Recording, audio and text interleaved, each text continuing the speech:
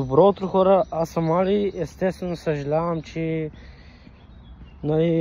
тези дни пуснах само шортс от тренировките изцяло. Сега сутрешна тренировка ще има по граублинг.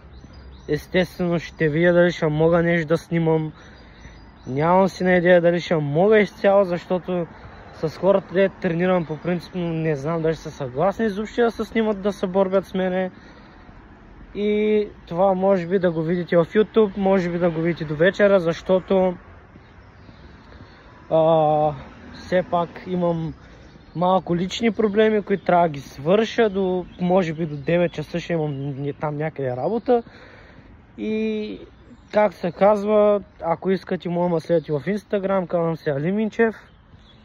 И както казах, ще видя да намирам начин да качвам повече.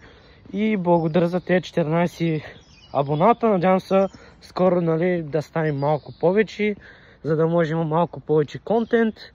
И ще видя, може да пусна въпроси скоро, Q&A видео може да има. И ако решите, може да задавате въпрос в коментарите. Но от сега казвам за налични въпроси, лични въпроси не отговарям.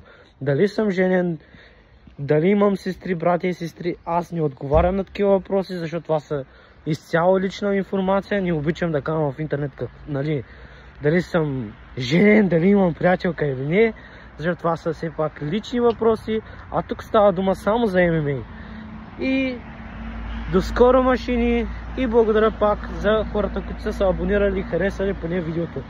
Ус!